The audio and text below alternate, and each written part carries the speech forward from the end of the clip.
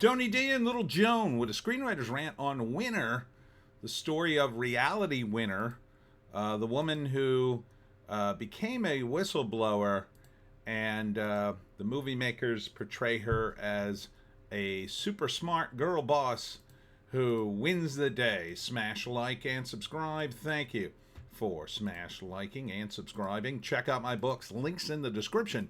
Comedy Horror in South Jersey. It's the Pineys, books 1 through 15, available at Amazon.com. Don't forget, Kindle Unlimited is free. So if you're not familiar with the case of Reality Winner, check out the link I will include in this video on antiwar.com in 2017 by Peter Van Buren, talking about some of the case, which, yeah, it's a bit sus, if you ask me. The whole case was a bit sus at the time, for reasons that Peter goes into. But what is this movie? Well, it's billed as a comedy. Zach Galifianakis is in it. But here's variety. Reality Winner is just like us. Is she? You mean a person who's got pink hair, very anti-Trump, and stole some classified information, apparently, or shared it with the Intercept. So they're calling it an eye-popping portrait, sharp, wit-smart, electric, fresh, variety. Variety in 3 of these. Why would you put sharp and fresh in 2 different ones and put variety? Geez, I guess you struggled to find enough quotes. Yeah, I find this entire movie very sus. Very sus. Zach Galifianakis, Amelia Jones is the star. And yeah. Yeah, it sounds like they're running interference for her, but only because, in my opinion, her politics are correct amongst Hollywood. She hates Trump, and her revelation smeared Trump as possibly being elected because of Russian interference. But when you read the article, again, link below, you will note that there's very little evidence the Russian operation she exposed had done anything. So, would I see this movie? No, I think it's propaganda. And it really saddens me, it's comedy propaganda. It really saddens me that it's that. But I'm not surprised. I'm not surprised they'd make a movie like this, with a character like this, based on a real person. And I'm not surprised. Look, the actual Reality Winner, and that's her name, may have been a patsy, a dupe, that genuinely felt the way she did, and was, used as propaganda at that time, and now is being used again, and she probably got a payday here that she probably needs. I mean, she got 53 months. I don't know if she's still in prison. She might be out by now. That was a while ago. And, parole. So, if this was an operation, you look at it this way. She is off the books at the NSA, let's say. They give her instructions. She goes to work. She steals just the right document just at the right time. Pretends to, be a whistleblower. Knows she's going to jail. They promise her, oh, don't worry, we'll make sure it's not too bad, and you'll be treated fine in jail. And then afterwards, maybe things will just fall into place for you. I don't know. Or maybe, again, she's a dupe and got sucked into it. It looks more real that way. And, she thinks she exposed something and she's a hero. She can go do talks or whatever. And now they're doing this movie and she gets a good payday anyway. Maybe it's the Hollywood payday. Maybe that's how they're funneling the money. They're funneling it through Hollywood. They say to the filmmakers, oh, we have certain investors who are very interested in this script and in this story. Maybe it's based on a book. I don't know. So here's the write-up. Oh, well, before that, I'll give you the act breakdown. First act, reality winner, is a super smart girl boss. But her parents just don't understand. Just don't understand her. Then 9/11 happens, and she decides she's going to join the Air Force because she's so damn smart. And she does. And she spends her time translating Pashtun and various languages. And she's not stupid. She knows 3 or 4 languages. From there, she gets a gig in the NSA, where she becomes a whistleblower during I guess it happened in 2016 or 2017, either during the election or right after. Gets caught mailing something to the Intercept. Doesn't get whistleblower protection, of course. Nobody cares, because nobody cares about whistleblowers anymore, unfortunately.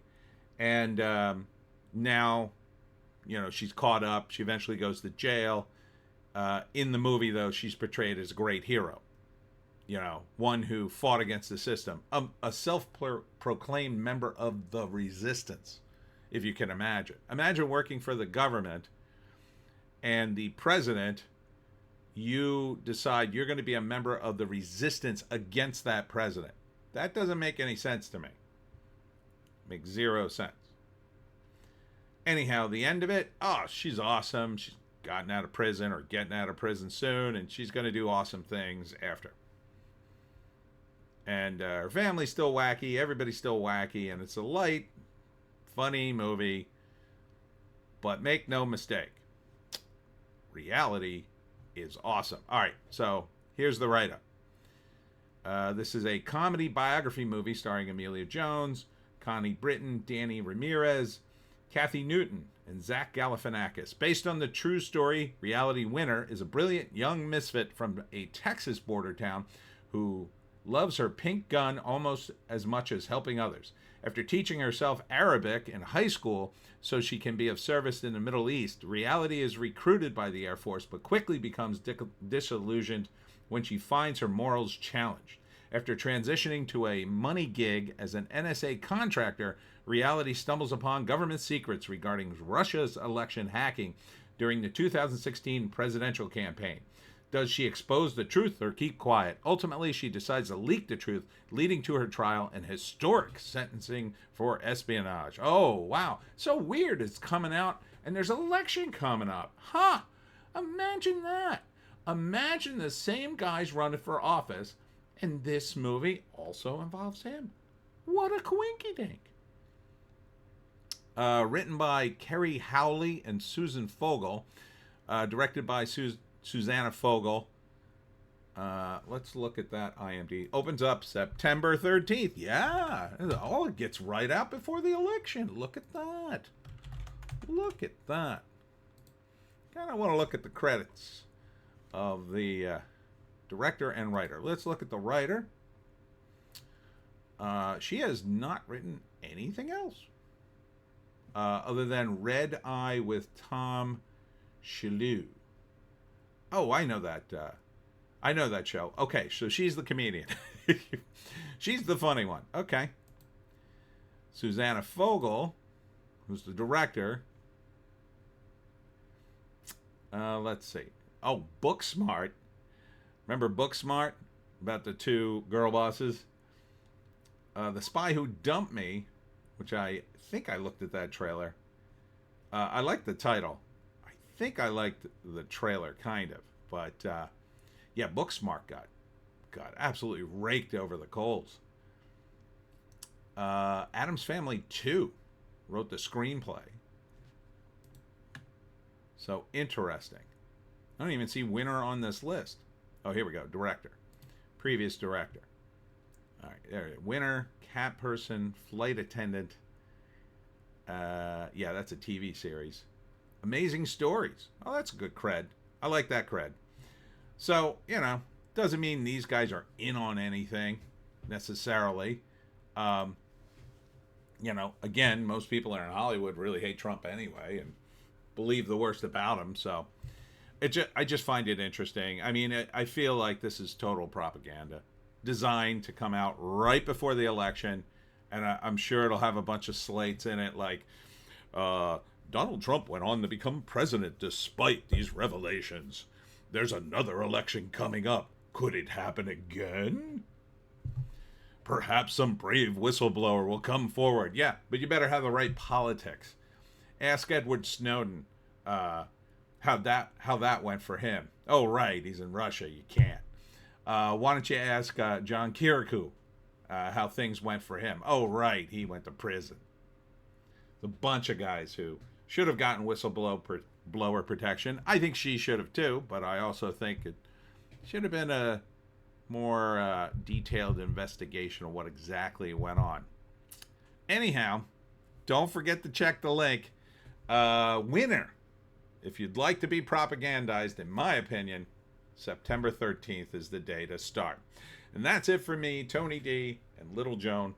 Check us out on the other sites, on the green site, the orange site, and the black site. I hope you have a good Labor Day. After Labor Day, things pick up again. My next event is on September 4th at United Methodist Communities, and I forget which one it is. Which one is it? Oh, it's in Pittman Manor. Ooh, that'll be a neat one. At 2 p.m., How to Hunt the Jersey Devil. And then next week after that, on Monday, I'll be at Baker's Place Senior Living in Vineland. So a couple of good gigs for me. They're usually not open to the public. Call ahead if you want to go. But sometimes they let outsiders in. Or if you have a relative there, or if you're there yourself. I'll see you then. Thanks for tuning in. We'll see you in the next one.